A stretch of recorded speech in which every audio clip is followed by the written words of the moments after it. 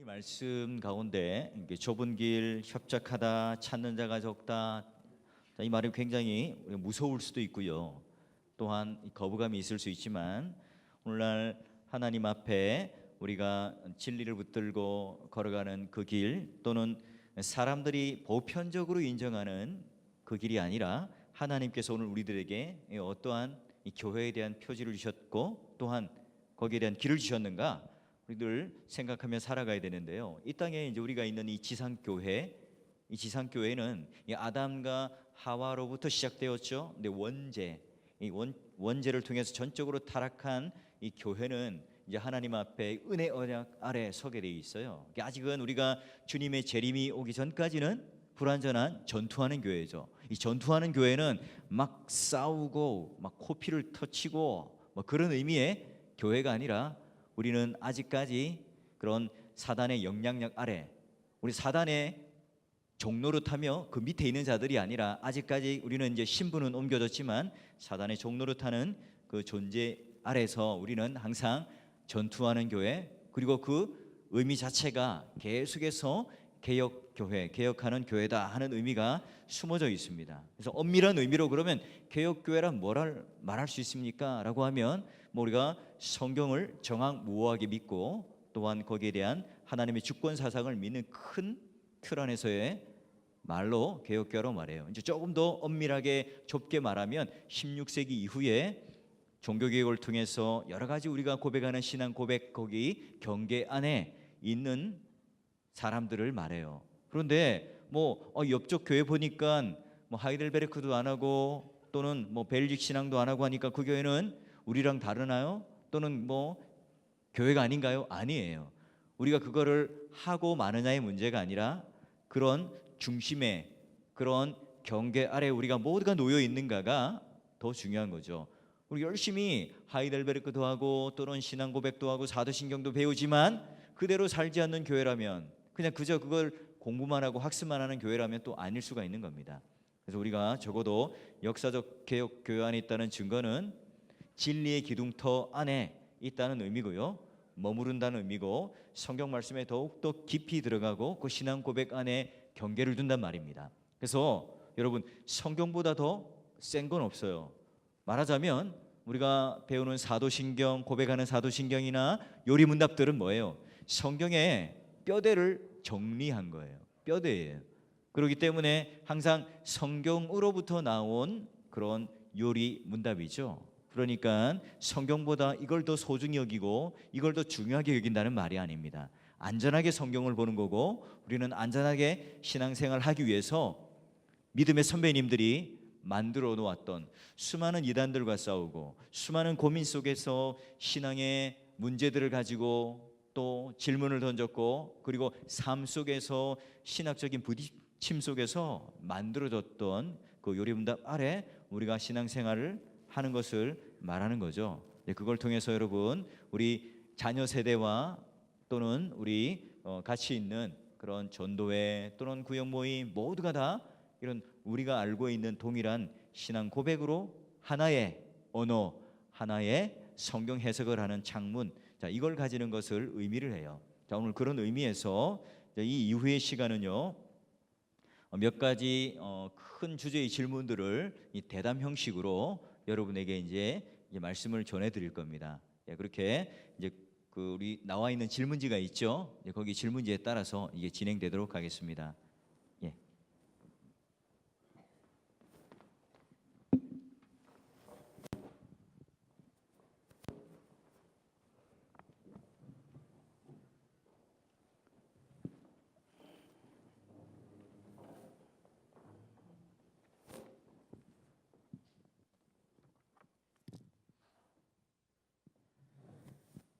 예, 강사 소개를 하면 여러분 잘 아시죠? 중등부 담당을 하고 있는 양신의 전도사님이고요.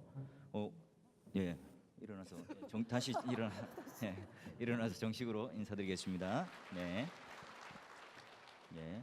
오늘은 그 우리 교회 양신의 전도사님이기도 하지만 이제 우리 그 대신대 그 신학교 교수입니다. 그래서 좀 그 외부에서 사월교회를 바라보는 모습들에 대해서 답을 할 겁니다. 그래서 제가 오늘은 답하는 사람이 아니라 저는 질문하는 사람이고 이제 대답을 해주는 그런 대담자로 오늘 서게 되었습니다. 뭐 만나뵈서 반갑습니다. 예, 처음 만나는 것처럼 해야 되겠죠?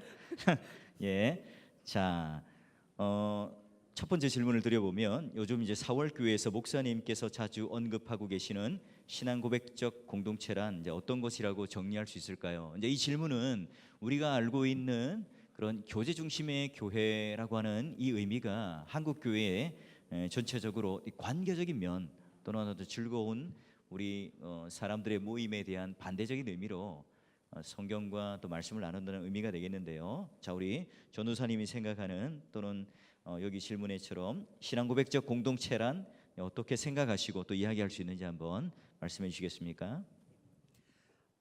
신앙 고백적 공동체라고 한다 그러면 교회라고 명칭을 한다면 신앙 고백이 없는 교회는 없습니다. 그것은 예배 때마다 우리가 고백하고 있는 사도신경이라는 것이 바로 이 신앙 고백이 기초로 두고 있거든요. 그래서 이 사도신경을 안 하는 교회는 있습니다. 저기 동방교회 가면은요 사도신경을 하지 않는 교회도 있어요. 동방교회는 사도신경을 외우지 않습니다. 그렇지만 사도신경 대신에는 그들의 신앙 고백서를 다른 것을 외우고 있습니다. 니케아 신경을 갖다가 외우고 있습니다. 근데 니케아 신경은 사도신경이든 이 신경은요 다 그 목적을 갖고 있는데요. 초대교회에서부터 시작하게 되는 그 목적은 첫 번째가 뭐냐면요 이단들이었습니다. 이단들이 이 사도신경 여러분이 저희가 이제 예배 때 그 고백하고 있는 사도신경은요 4세기 경에 그게 완성된 지금 형태의 완성된 형태로 나타나게 되는데요. 그때 그 시기를 보시게 되면은 수많은 이단들이 등장하기 했던 시기입니다. 근데 그 4세기부터 이단들이 있었던 건 아니고 그 이전서부터 이단들은 있었습니다. 이단들이 지금의 형태와 굉장히 유사해요. 그래서 초대교회를 읽다 보면은요, 꼭 그 초대교회가 지금 현대 저희들이랑 사는 세대하고 똑같다는 느낌이 듭니다. 교리적인 이단들을 보게 되면 그 형태나 유형이나 지금 현재의 신사도 운동이라든지 그런 형태와 굉장히 유사하다라는 겁니다. 이름만 달라지고 사람의 얼굴 모양만 달라졌을 뿐이지 동일한 형태를 취하고 있다라는 거죠. 그러한 이단들에 대항해서 교회가 우리가 믿는 신앙을 밖에 정확하게 그리고 당당하게 고백할 필요가 있었다라는 거죠. 그래서 시작됐던 것이 바로 이 신앙 고백입니다. 그래서 조금 어려운 말로 하게 되면은요, 신앙의 척도로서 나하고 내가 믿는 하나님 그리고 이단들이 고백하는 하나님과 구분 지어지는 그 척도로서의 역할을 하게 되는 것이 바로 사도신경이었습니다. 그래서 사도신경은 이단들과 우리를 구별하는 척도로서의 역할을 합니다. 그래서 초대교회 때부터 교회라는 이름을 갖게 되면 신앙 고백은 있었다라는 거죠. 그리고 두 번째 생각하셔야 될 것은요. 제가 조금 PPT를 준비했습니다. 이건 저한테 말 안 했는데.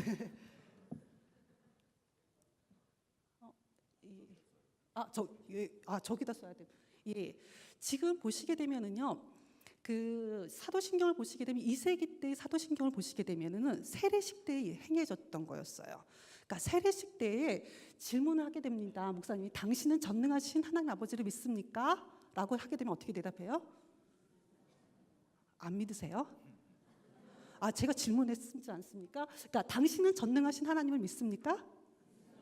그렇죠. 그리고 난 다음에 똑같이 묻습니다. 당신은 성령과 동정녀 마리아에서 나시고 본디오 빌라도 치하에서 십자가에 달려 돌아가시고 3일 만에 죽은 자 가운데서 다시 살아나사 하늘에 오르시고 아버지 우편에 앉아 계시다가 산 자와 죽은 자를 심판하러 오실 하나님의 아들 예수 그리스도를 믿습니까?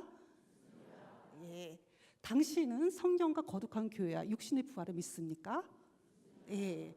이렇게 세례의 자리에서 이 신앙 고백 형태가 있었다라는 겁니다. 이 형태가 4세기 가면은 지금의 우리가 외우게 되는 고백하게 되는 신앙 고백의 형태로 바뀌게 되는 거죠. 제가 왜 2세기의 신앙 고백서를 여러분들한테 따로 보여드리냐면요. 세례가 가지고 있는 것은 예수 그리스도의 죽음을 경험하고 그의 부활을 경험하는 그리스도인이 된다라고 하는 삶의 자리가 바로 그 자리에 있었다라는 거죠. 여러분이 예배 때마다는 사도신경을 고백하시는 그 순간은 여러분이 기독교인 되고 그리스도인이 되겠다라고 결단하시고 교회 안에 들어온 순간 예수 그리스도와 함께 죽었다가 부활을 경험하는 그 기독교인의 삶의 자리이 있기 때문입니다. 그 자리이기 때문에 여러분들이 예배 때 고백할 때마다 그 감동이 살아있어야 된다는 거죠. 여러분들의 삶의 자리는 예수 그리스도의 죽음과 그 부활을 함께하는 자리. 그게 바로 이 사도신경이 가지고 있는 의미입니다. 세 번째, 사도신경이 그러니까 신앙 고백서가 가지고 있는 특징을 얘기하라 그러면 세 번째요. 사도신경을 우리가 외울 때 여러분들 집에서 예배할 때 혼자 외우십니까? 고백하십니까? 사도신경을? 혼자서도 하시는군요. 여기 서울교회는. 근데 거의 모든 교회의 교인들이요, 사도신경을 우리는 다 같이 예배 시간에 한 목소리로 고백한다는 사실이에요. 나만 하는 게 아니라 바로 내 옆에 같은 교회의 교인들과 동역자들과 함께 한 목소리로 신앙을 고백한다라는 것은 어떤 의미냐면요, 교회가 하나 됐다라는 거. 그리고 우리는 신앙으로 하나 됐다라는 것을 갖다가 알려주는 거거든요. 그래서 예배 때마다 우리가 사도신경을 고백한다라는 것은 예수 그리스도의 죽음과 부활을 다시 한번 되새기는 시간이고, 우리 그리스도의 삶의 자리를 다시 한번 되새기는 것과 동시에 우리 모두는 하나의 신앙 아래에 있는 사람들이라는 것을 명심하는, 그 기억하는 시간입니다. 그렇기 때문에 굉장히 중요하죠. 그래서 교회라고 한다면 신앙 고백이 없는 교회는 없습니다. 그래서 신앙 고백적 공동체라 그러면 교회라고 한다면 어느 교회든지 신앙 고백의 터 위에 있다라고 얘기해도 과언이 아닐 거라 생각이 듭니다. 조금 더 얘기해도 되나요? 네, 뭐 5분 한 문항당 5분씩이었는데 여러분 양해해 주실 거라고 생각되고. 예, 한 문항도 5분이라고 그래서 저도 5분에 끝내려고 했는데요. 더 중요한 게 있어가지고 그걸 조금만 말씀드리고. 근데 제가 수요 예배 때 나와서 보니까 하이델베르크를 공부하고 계시더라고요.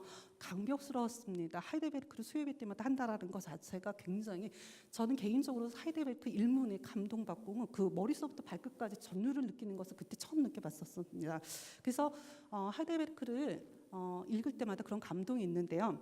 근데 그게 수요일마다 서울교회 안에서 이루어지더라고요. 그래서 그 수요 예배가 굉장히 의외였다라는 생각을 했습니다. 지금 유럽의 신앙 고백서, 여러분들이 배우고 수요일마다 하고 계시는 그 하이델베르크의 신앙 고백서를 갖다가 이야기할 때 굉장히 많습니다. 16세기, 17세기에 엄청나게 많은 신앙 고백서들이 생겨나게 됩니다. 그건 초대교회도 마찬가지였고요.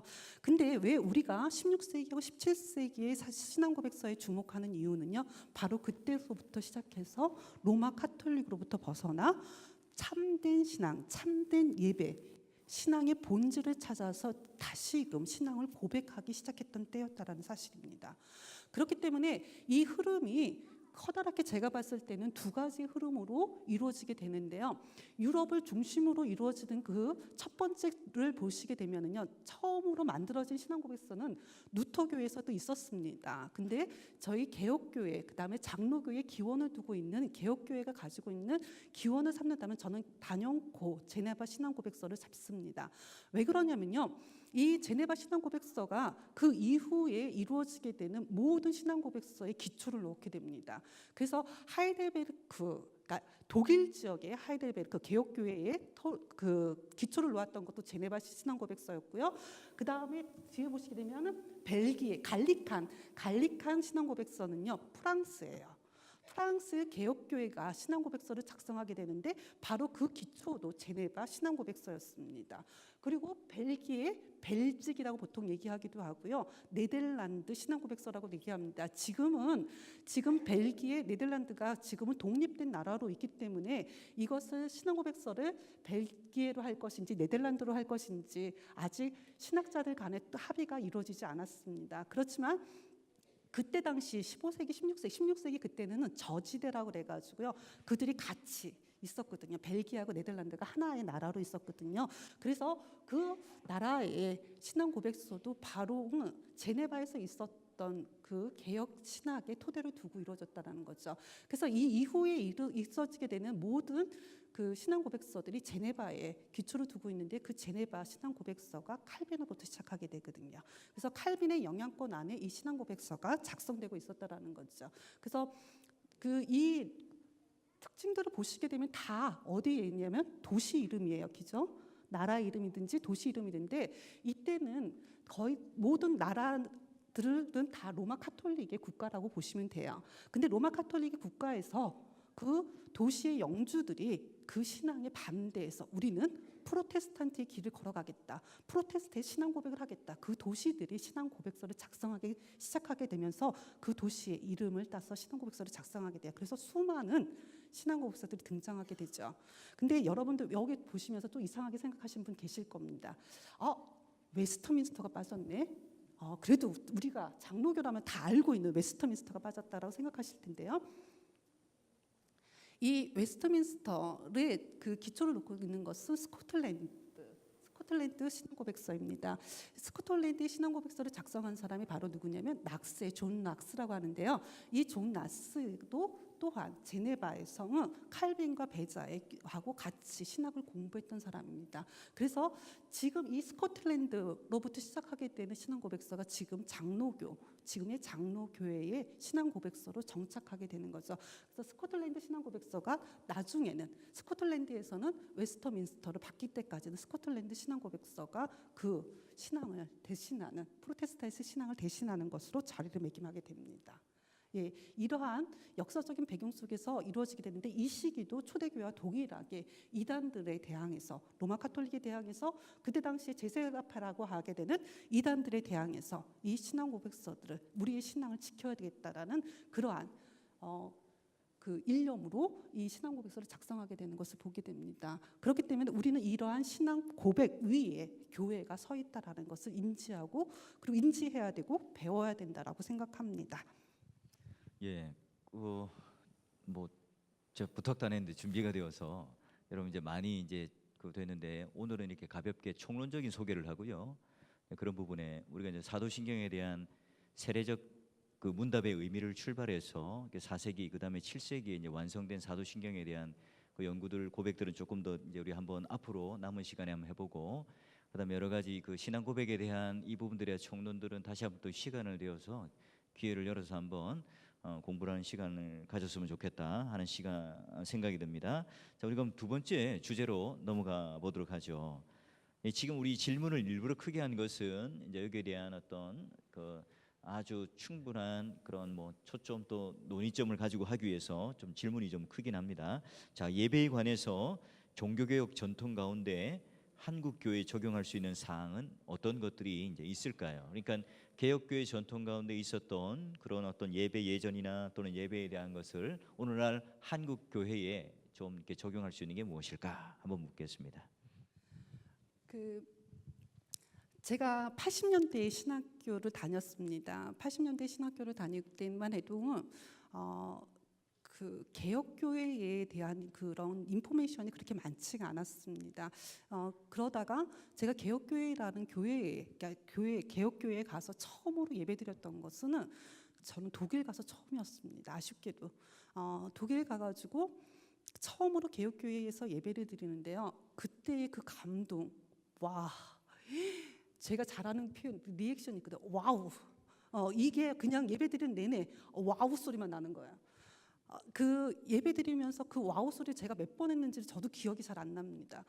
그 정도로 그 감동이 있었습니다. 그 감동 중에 또 하나 왜 내가 이렇게 감동했을까? 그냥 예배에 있는 그 거룩함이라는 것에 내가 압도당해서 지금 이런 건가? 라는 생각을 했어요. 그래서 집으로 되돌아와서 곱씹어 봤습니다. 그 예배가 왜 나에게 이렇게 큰 인상을 남기었을까? 저는 그 예배에 신학이 남아있더라는 사실이에요.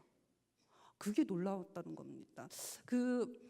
제가 이제 신학을 공부하게 되니까 개혁 신학, 그다음에 칼빈의 신학, 제가 박사학위 논문은 칼빈으로 썼거든요.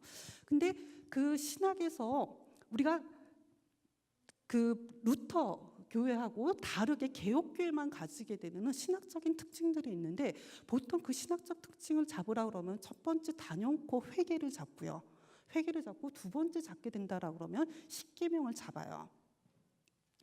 그 회개를 잡는데 이 예배를 시작할 때에 그 회개가 있는 거예요. 앞부분에 회개를 하고 거기에 대해서 그 시간은 그 회개에 대한 목사님이니까 그 성도들 간에는 그 회개에 대한 그리고 제사함에 대한 확신을 갖는 거예요. 거기까지 하고 나서 거기는 그래도 교회들 다른 교회들 제가 다니면서도 본 기억이 있었습니다. 근데 그 10계명을 사도신경 외우는 거 말고 그리고 신앙고백서 신앙고백서 같이 하는 거 외에 10계명을 따로 외우고 있더라고요. 근데 왜 10계명을 외우는 것이 개혁교회가 가지고 있는 가장 큰 특징이라고 얘기하냐면요. 그 여러분이 하이델베르크를 공부하셨으니까 아실 겁니다. 그 보통 이제 그 하이델베르크 신앙고백서 보시게 되면은요. 뒷부분에 가서 10계명을 다루게 되거든요. 근데 그 뒷부분에 보게 되면 그게 감사예요. 10계명이 감사하고 연결돼 있다라는 거예요. 내가 예수 그리스도를 통해서 예수 그리스도를 나의 구주로 삼고 그리고 나서 내 삶이 변화되고 그 삶에 대한 그것에 대한 감사로 내 행동에 있어서 변화가 이루어지는데 윤리적 행위에 있어서 변화가 생기는데 그 척도가 하나님의 말씀으로서의 10계명이라는 사실이에요. 그래서 예배에 조금 교회 그 다음에 제가 다녀보니까 개혁교회들마다 조금씩 차이는 있습니다. 설교 전에 10계명을 외우는 교회들이 있고요. 그 다음에 말씀을 듣고 믿음 안에서 다시금 감사의 마음으로 그리고 세상으로 나가는 그 그리스도인의 결단의 모습으로 해서 설교 뒤에 10계명을 외우는 교회들도 있더라고요. 그러나 어찌 됐든지 간에 앞에서 외우던 그리고 뒤에서 외우던지 간에 그 10계명이 가지고 있는 신학적 의미가 예배 안에 녹여져 있더라는 거죠. 그게 그냥 예배만 드리는 게 아니라 내가 그 예배를 드리는 그 순간만큼은 개혁교회의 신앙인이고 교인이라는 사실을 각인시켜 준다라는 거죠. 그게 굉장한 저한테 인상이었습니다. 이러한 것들은 사실 쉽게 할 수 있는 문제들이거든요. 교회 안에서 쉽게 적용할 수 있는 문제라 생각이 들고요. 그리고 특히나 어른 예배도 마찬가지지만 아이들 예배에서 10계명은 저는 굉장히 중요하다. 그래서 10계명을 아이들에게 예배 시간마다 읽고 그 의미가 무엇인지 되새기는 것은 세상에서 그리스도인으로 살아가는 참된 그리스도인으로 행동의 올바른 그리스도인으로 살아가는 데서 중요한 지표의 역할을 할 수 있지 않을까? 그게 예배가 하나님께 영광이고 세상으로 나가는 우리들에게 삶을 다지는 시간이 되지 않을까라는 생각을 해봤습니다. 예, 그 예배 예전 속에 들어가는 고백과 함께 10계명, 그다음에 또 예배의 부름 또는 우리가 아까 말하는 회개의 기도, 성령의 조명을 위한 기도. 그러니까 우리가 말씀을 듣기 전에 그런 부분에 대한 여러 가지 이제 그 특징들이 있긴 있습니다. 이제 그런 것들이 있지만 우리 이제 한국 교회의 정해진 예배 시간 안에 현실적으로 다 담아내기는 사실은 이제 쉽지 않다. 그리고 이제 1, 2부 예배라는 한국 교회 특징상의 어떤 문제들 이런 것들이 만약에 있다면 어떻게 해소할 수 있을까 한번 대안을 생각해 본 적이 있으신가요? 이거는 예비된 질문 아닙니다. 예, 상당히 지금 갑자기 당황했습니다. 사실 그게 쉽지는 않은 것 같아요. 지금 제가 그 순서에 따라서 한번 그 예배를 드려보니까 거의 1시간 반 정도가 걸리더라고요. 그러니까 개혁교회가 가지고 있는 그 예배 순서 그대로 해서 하게 됐을 때는 1시간 반 정도가 걸리는데 이제 1시간 반 정도. 근데 옛날 같았으면 1시간 반, 저희 어머님이 그러시더라고요. 옛날 같았으면 뭐 2시간 예배 드리는 것도 아무것도 아니었다고 그렇게 말씀하시는데 요새는 1시간 넘어가면은 성도님들이 다들 힘들어하시고 그러셔서 1시간 반 예배 드리는 게 조금 힘들 거라 생각이 듭니다. 근데 저는 이 예배 요소를 다 가지고 들어야 된다 생각하고 그러진 않습니다, 목사님. 우선은 개혁 신학이 가지고 있는 중요한 특징들을 드러낼 수 있는 것을 하나씩 이 교회가 만약에 당회에서 협의가 된다 그러면 하나씩 가지고 들어오게 되고 그 예배가 성도들의 신앙생활에 있어서 그리고 예배가 정말 전적으로 하나님께 영광 드리는 예배처럼 느껴진다 그러면 더 성도님들이 그 예배를 1시간 반을 견뎌낼 수 있는 마음이 되지 않을까 그런 생각 감시해봤습니다. 예, 아까 말한 것처럼 우리가 그 종교 개혁 또는 개혁교회라고 하는 이 가치를 16세기 했던 그대로 따라하는 것에 대한 것으로 이제 우리가 이렇게 말하자면 카피하고 모방하는 것으로 이해할 수 있지만 아까 뭐 제가 서두에도 모두에도 말했지만 그런 정신들을 이어받으면서 오늘날로 이제 재해석을 하며 현대적 문화 속에 또 이제 적용을 어떻게 할 것인가 그 부단히 우리는 고민하면서 개혁되어져가는 교회로 봐야 될 것 같고요. 세 번째 질문으로 한번 넘어가 보게 되면 우리 이제 피택자들이 교회 헌법을 공부를 했고요. 직원 또는 직분에 대한 뭐 이야기를 여러 번 나누었습니다. 우리 종교 개혁자들이 세운 이 교회 직분, 뭐 말하자면 이제 중세 가톨릭에 있어서의 어떤 사제주의라든지 교권주의를 탈피하면서 오는 뭐는 만인 제사장론이라든지 여러 가지가 이제 개혁교회 안에 뭐 소명설이라는 게 들어왔죠. 근데 그런 부분들에 있어서의 오늘날 그러니까 로마 교회와 그다음 개혁교회 사람들이 생각했던 직분적 개념과 오늘날 우리 그러면 사월 교회 아니면 한국 교회에 적용할 수 있는 게 뭐가 있을까 한번 답해 주시겠습니까? 아, 지금 이 직분론과 관련해서는 저도 많이 고민하고 있습니다. 특히나 제가 신학대학에서 가르치다 신학생들을 가르치다 보니까 신학생들이 부목사님들 그리고 여러 가지 찬양 사역자들 그리고서 이런 모든 직분들이 존재하기 때문에 그런 것과 더불어서 많이 고민하는 문제 중에 하나인데요. 지금 현재 16세기 개혁교회가 가지고 있는 직분론과 지금 한국교회 직분론이라고 얘기한다 그러면은 하나도 맞는 건 하나도 없는 것 같아요. 지금 장로님들도 그 개혁교회가 가지고 있는 장로님의 역할을 지금 현재 하고 계시지 않고요. 더더구나 집사님들도 더더구나 그렇고요. 그래서 이게 지금 한국교회의 16세기의 직분론을 다시금 회복한다라는 것에 어떤 의미를 지니게 될까? 저도 지금 많이 고민하고 있는 지점입니다. 그것을 다시금 회복하는 게 진짜 장로님들이 가지고 있는 16세기의 임무. 근데 보니까요, 교회 헌법에도요, 16세기나 근데 다르지는 않더라고요. 교회 헌법에 나온 것도 16세기에 가지고 있었던 장로님들의 역할과 그다음에 집사님의 역할, 목사님의 역할과 크반 별반 다르지 않더라고요. 그래서 좀 자신 있게 조금 얘기를 좀 해보려고 합니다. 지금 16세기 장로교회가 형성되기 시작하게 되면서 장로님들의 역할이라는 것이 사실은 16세기 굉장히 컸습니다. 제네바에서는요 컨시스터리라고 그러고 영어로는 컨시스터리라고 그러고 라틴어는 컨시스터리움이라고 그러는데요. 지금 이것을 한국어로 번역하는 것은 상당히 어렵습니다. 그러니까 지금 현재 당회라고 번역하기도 참 힘들고요. 당회의 의미는 아니고요. 지금의 그렇기 때문에 이제 그것을 그냥 컨시스터리 그냥 이렇게 얘기를 하는데요. 그러니까 치리회라고 보통 이제 얘기를 하기도 하는데요. 이게 그 장로님들과 목사님들이 모여서 치리를 하게 되는데요. 이때의 장로님들의 역할은 그냥 그 사람들이 신앙이 지금 잘못됐어. 그래서 너 잘못됐으니까 성찬이 나오지 마. 이렇게 하는 역할만 하는 게 아니라요. 그 역할을 하시기 이전에 장로님들은 성도님들의 상태, 신앙의 상태를 신방하시고 그들이 지금 어떤 고민에 있는지, 어떤 처지에 있는지를 돌보는 일을 하셨다라는 거죠. 그러니까 이러한 일들이 사실은 그래서 제네바에서는 칼빈 같은 경우 매주 성찬을 하기를 원했습니다. 근데 이게 매주 하는 것은 상당히 힘드니까 한 달에 한 번 하는 것으로 바뀌게 됩니다. 근데 우리나라에서는 보니까 1년에 4번 정도 하는 것 같아요. 한국교회는 1년에 4번 정도를 하게 되는데요.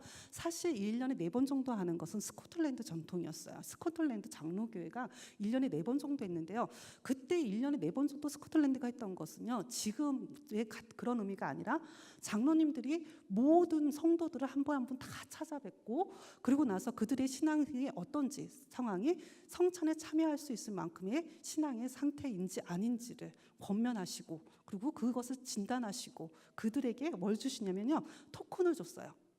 그러니까 성례에 참석할 수 있다라는 토큰을 그래서 토큰을 받은 사람만이 성찬에 참여할 수 있었어요. 그래서 이게 장로교회 한 교회에서 이루어진 게 아니라요 모든 지역 교회가 같은 날 성찬을 했다라는 거예요. 그거는 스코틀랜드 전역이 개혁교회가 하나라는 것을 갖다 일깨워주는 거고요. 그리고 성찬을 통해 가지고 우리가 신앙을 점검하다 보니까 그러다 보니까 이제 한 사람 한 사람 찾아가서 그걸 하려니까 시간이 없잖아요. 그래서 시간이 없어서 그걸 할 수 있으니까 그 기간이 그래서 3개월에 한 번, 3개월 동안 그러니까 신앙을 점검하는 거죠 장로님들께서. 그래서 토큰을 주시고 그 한 번 전 개혁교회가 같이 성찬하는 형태를 취하게 되죠. 이렇게 장로님들이 하는 역할이 16세기 이런 역할이었거든요. 근데 지금이 그런 역할을 안 하시잖아요. 집사님들도 마찬가지예요. 그러니까 16세기 집사님들 같은 경우에는 지금이야 국가적인 사회복지 제도가 굉장히 잘 돼 있습니다. 그래서 그 고아라든지 환자를 돌보는 이들은 이제 그 요양원에서도 많이들 하고 계시잖아요. 근데 이 16세기에 이런 것을 할 수 있는 곳이 교회가 담당했고요. 그 교회 안에서 집사님들이 성도들의 를 방문하고 그들을 가난한 사람을 돌보고 고아를 돌보는 일, 이러한 일들이 집사님들의 직분이었다라는 거죠. 이제 지금의 한국 교회에 지금 이 상황대로 집사님들의 일을 회복한다라고 그러면은 지금 현재 한국 교회가 제대로 집사직을 받으려고 하시는 분들이 없을 거라고 그렇게 말씀하시는 목사님도 계시더라고요. 그래서 이 문제는 저도 앞으로 신학교에 있으면서 계속해서 고민해야 될 지점이라 생각하고요. 한국 교회의 이 직분에 대한 바른 이해와 그리고 적용과 그리고 그것은 바로 한국 교회가 다시금 개혁교회 안에서 회복되는 디딤돌이 될 거라고 생각을 하게 됩니다. 그래서 고민하고 연구를 많이 하겠습니다. 성도님들이 좀 더 여러 성도님들도 한번 고민해 보시고요. 한국교회에서 집사의 직분으로서 내가 할 수 있는 것은 과연 어떤 것인지, 장로로서 교회, 한국교회에서 내가 어떤 역할을 할 수 있는지 생각하고 고민하시고, 그리고 좋은 생각이나 그리고 제안이 있으시면 저에게 해주시면 제가 반영하도록 하겠습니다. 감사합니다. 예, 우리 신학교 교수니까 이렇게 얘기를 할 수 있는 겁니다. 그 당 16세기 때 이제 있었던 우리 장로님들의 역할, 안수 집사님들의 역할을 오늘날로 적용하면 아무도나 안 할 거야 아마 할 겁니다. 이제 공부를 제대로 해보면 우리 교회 헌법 그 정도만 해도 사실은 버거운 그 우리의 그 직무이기도 하거든요. 자, 뭐 그렇게 일단 우리 또 앞으로 공부의 과제로 남겨놓고 네 번째 질문으로 가보면 교회에서 드리는 헌금들의 기준과 원리가 이제 명확하지 않는 것 같습니다. 성경적인 목적과 원리의 방법으로 헌금을 온전히 드리기 위해서는 어떤 원칙을 세워가는 것이 좋을까요? 이제 개혁교회 전통 안에 있는 11조라고 하는 개념 또는 이제 여러 가지 우리 한국 교회 어떤 교회가 보면 수십 가지의 그런 헌금 명목들이 있는데 이제 뭐 그런 것들과 부합해서 어떻게 생각하는지 한번 말씀해 주십시오. 제가 질문을 받으면서는 제일 난감하고 힘든 게 지금 이 질문이었어요. 헌금하고 관련된 이 질문이었는데요. 사실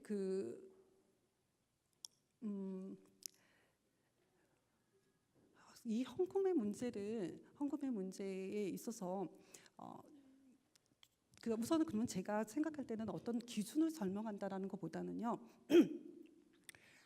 제 경험을 조금 들려드리면서 어떤 대안을 한번 생각해 보시는 기회를 가지시는 게 좋지 않을까라는 생각을 하게 됐습니다. 독일은 조금 우리랑 체제가 달라요. 교회의 정치하게 되는 체제가 다르게 되는데요. 거기서는 지금은 저희는 11조를 드리지만은 거기는 11조가 아니라 11조는 그러니까 세금으로 나가게 돼 있어요. 그러니까 교인이라고 하면 월급이 들어오게 되면 세금으로 나가는 것처럼 그냥 그러니까 세금으로 나가게 되고요. 그리고 이제 그게 교회로 들어오게 돼 있어 국가로 통해서 교회로 들어오게 돼. 독일 같은 경우는 그렇게 돼 있습니다. 그래서 11조를 성도님들이 따로 하지는 않습니다. 그러니까 교회에서 이미 세금으로 나가기 때문에. 근데 예배에 헌금을 드리게 되는데요.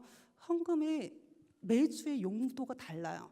그러니까 앞에서 목사님께서는 이번 주에 예배 시간에 드리는 헌금은 어디에 쓸 겁니다라고 얘기하게 되는데, 일반적으로 예배 중간에 드리는 헌금은요, 그 교회 정말 하나님의 나라를 위해서 쓰이는 그런 것으로 사용되게 되고요.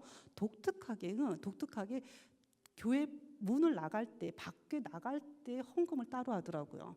그래서 따로 헌금하게 되는데, 그때 그 헌금은 사회에 봉사하기 위해서, 그러니까 사회 어느 단체에 이번 주에 나오는 헌금은 어느 곳에 보내겠습니다. 그리고 이번 주에 나오는 헌금은 저희 교회의 난방비가 많이 나오는데 그 난방비로 쓰겠습니다. 이렇게 공표를 하시더라고요. 그래서 그 앞에서 받는 헌금으로 두 차례 헌금을 걷는 것을 봤습니다. 저는 굉장히 인상적이었어요. 그러니까 자율적으로 그렇게 낼 수 있게끔 그러한 장치를 마련해두고, 그리고 헌금에 대한 어떠한 명목이라는 것 자체를 만들어서 헌금 봉투라는 것이 따로 없더라고요. 그래서 이런 것이 저한테 굉장히 인상적이었습니다. 끝으로 질문을 드리면 이제 우리 그 지난주가 이제 오직 성경이라는 종교개혁의 모토이자 종교 개혁뿐만 아니라 조국 교회 부흥의 원동력이라고 이제 짚고 넘어갔는데 오늘날 그러면 이 부분에 대해서 4월 교회에 어떤 적용이 있을까 이제 뭐 전도사님 보실 때에 뭐 또 한 가지 포인트 정도 이렇게 좀 강조해 주시면 좋겠습니다. 어, 그 성경이 우리 한국 교회 초기 부흥의 원동력이었다라는 거, 그것은 이제 다 알고 있는데, 그러면 지금은 성경 우리가 안 읽느냐? 그건 아닌 것 같거든요. 성도님들 생각하실 때 우리도 성경 열심히 읽고 성경 공부 열심히 하고 구역 예배도 드리고 그다음 수요 예배 때도 성경 공부, 성경 예배 하나님 말씀 듣고, 근데 왜 부흥이라고 얘기하게 되는 그 초기 부흥과는 다른 지금의 양상이 됐을까? 그런 질문들을 많이들 하시더라고요. 그리고 그 한국 교회만큼 진짜 성경을 열심히 읽는 나라도 없는데, 교회도 없는데 왜 자꾸만 성경인데 왜 교회는 자꾸만 이렇게 침체가 되어가고 가고 있고, 그리고 사회적으로 어떠한 그 존중을 받고 모델의 역할을 하는 게 아니라 사회에 지탄을 받는 이 지경까지 왔느냐라는 한탄의 목소리들을 많이 하십니다. 제가 그래서 그 하나 준비를 했는데요. 이거 PPT 좀 띄워주시겠어요? 예. 칼빈이 제네바에서 사역을 하게 됩니다. 그러니까 사역을 하게 되는데 칼빈이 그렇게 평탄하게 사역을 하진 않았어요. 그러니까 제가 지금 위에 제목을 해서 2차 제네바 사역이라고 그랬잖아요. 그러니까 2차 제네바 사역이라는 말을 쓴다라는 것은 칼빈은 1차 제네바 사역기가 있었다라는 거예요. 제 1차 제네바 사역기가 있었는데요. 그때 엄밀히 따지면 1년도 채 못하고 쫓겨났습니다. 1년도 못하고 제네바에서 쫓겨나요. 그리고 나서 스트라스부르크라고 얘기해야 되는 그 도시로 가서 39년서부터 42년까지 머물게 됩니다. 그때 31차 때 쫓겨나고 난 다음에 다시 2차 때 돌아올 때는요, 그 제네바에서 이 칼빈이 꼭 돌아오달라고, 우리 제네바에서 꼭 사역해달라고 청원을 해서 돌아가게 됩니다. 근데 생각을 해보세요. 한 번 쫓겨났잖아요. 쫓겨난 담임 목사님이 다시 그 교회에 다시 가는 거예요. 그럼 마음이 편안하시겠습니까? 결코 편안하지 않습니다. 칼빈도 굉장히 부담스러웠어요. 왜 그러냐면요, 그 스트라스부르크이 프랑스, 그때 당시에는 프랑스 지역은 아니었지만은요, 그래도 그 독일 지역, 독일어를 사용하는 지역이 그때 독일어, 지금은 프랑스 지역으로 들어갔지만은요, 그때는 독일어를 사용하는 지역이었거든요. 근데 거기서 처음으로 예배, 목회의 맛을 보기 시작했던 데가 그 스트라스부르크 때였대요. 그래서 이때의 예배에 대해서, 예전에 대해서 공부하고 그 예전을 드리는 것에 대해서 너무너무 즐거워하고, 그리고 그 예배 드리는 것이 너무너무 즐거웠던 시기가 시기였거든요. 근데 그 즐거운 시기를 제가 그만두고 지금 쫓겨나고 나를 싫어하지, 좋아하지도 않는 그곳으로 다시 되돌아가야 되는 칼빈의 마음은요, 굉장히 무거웠습니다. 그래서 친구들에게, 그때 종교개혁을 같이 하는 동지들에게 편지를 쓰는 글들을 보게 되면 굉장히 참담한 심정인 것을 갖다 알 수 있어요. 근데 그가 친구들의 권유와 그리고 하나님의 부르심 앞에서 어찌할 수 없는 그 상태에서 다시금 되돌아가게 됩니다. 다시금 되돌아가서 그가 했던 강연문 중에 한 구절입니다. 제가 좀 읽어드리겠습니다. 제가 좀 일어나겠습니다. 잘 안 보여서. 만약 여러분이 나를 당신들의 목사로 원하신다면 여러분들의 생활의 물질서를 고치셔야 합니다. 만약 여러분들이 진심으로 망명 생활을 하는 나를 다시 부르시는 것이라면 여러분 가운데 만연해 있는 범죄와 성적 방탕함을 청산하십시오. 내 생각에 복음이 가장 큰 적들은, 여기가 굉장히 중요합니다. 복음의 가장 큰 적들은 로마의 교황도, 유혹하는 자들도, 독재자도 아니고, 지금 여기서 유혹하는 자들이라고 하게 되면은 그때 당시에 이단들을 얘기하게 됩니다. 그때 당시에 이단들을 얘기하게 되고, 독재자도 아니고 바로 나쁜 그리스도입니다. 나쁜 그리스도. 선한 행위가 없는 죽음 믿음이 무슨 쓸데가 있겠습니까? 진리 자체인데 뭐가 중요하겠습니까? 사악한 쌈이 깔려 있고 행하는 것이 말한 것을 부끄럽게 한다면 나를 두 번째로 이 도시에 내치셔서 나로 새로운 망명자에게 고통의 쓰라림을 다스리게 하소서. 아니면 준엄한 법이 교회를 다스리게 하소서. 순전한 권징을 다시 세우소서. 이것은요, 그 칼빈이 죽고 난 다음에 그의 후계자인 베자가 칼빈의 생애를 쓰게 되는 그곳에서 이 글을 인용해왔습니다. 지금 칼빈이 2차 사역을 시작하게 되면서 교회에서 가장 큰 적은 뭐라면요, 교회 안에 있더라. 교회 안에 있는 적을 얘기했습니다. 그 적으로 뭐라면 나쁜 그리스도인이라고 했습니다. 그러면은 나쁜 그리스도인이 있으면 어떤 그리스도인도 있다라는 겁니까? 그렇죠. 좋은 그리스도인도 있습니다. 그러면 좋은 그리스도인이 어떤 것인지 알면은 나쁜 그리스도인이 안 되겠죠. 그죠? 그래서 그 사실은 좋은 그리스도인이라는 것을 갖다가 이렇게 이것을 다른 사람을 판단하는 데 쓰지는 말라 그랬습니다. 그 사람이 구원을 받은 자인지 아닌지를 알 수 있는 것은 오직 하나님의 몫이다. 그래서 내 주변에 있는, 내 주위에 있는 다른 성도들을 판단하는 데 이것을 사용하지는 말아라. 그렇게 권면합니다. 그 권면을 하고 난 다음에 그래도 사람들이 하나님 앞에서 그리고 예수 그리스도를 따라가는 그리스도인으로서 참된 그리스도인으로 살고자 한다면 그래도 이 정도의 지표는 있지 않을까라고 이야기하게 되면서 세 가지를 이야기해요. 제가 원하는 게 이게 아니었는데 죄송합니다.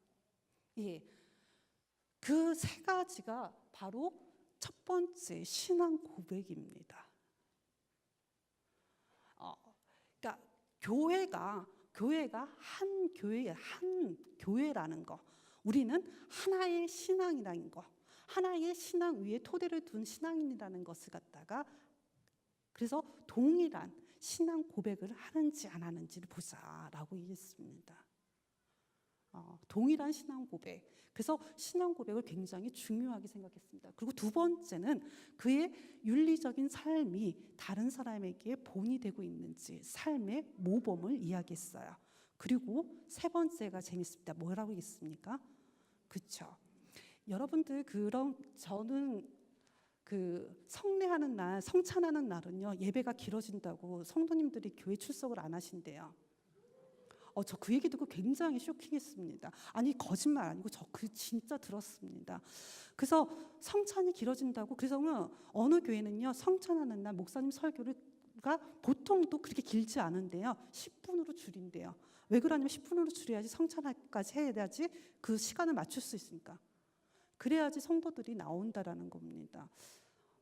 한국 교회 특히나 장로교회가 뭔가 잘못돼도 정말 잘못됐다.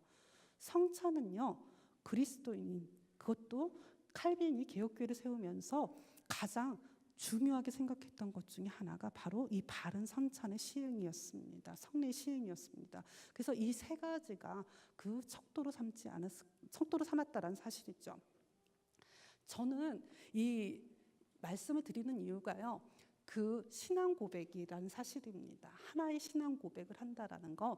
근데 이 신앙 고백을 한다라는 것이 왜 중요하냐면요, 그 칼빈이 성경을 얘기하기 전에요, 성경을 읽기 전에 뭐부터 읽어보라 그랬냐면 칼빈도 약간 그 요새 말로 하게 되면은 그런 게 있었나 봐요. 이렇게 조금 뻐기고 싶어하는, 좀 자기도 알리고 싶어하는 그런 의도는 아니었을 거라 생각합니다. 근데 성경을 읽기 전에는 기독교 강요를 읽어라라는 말을 했습니다.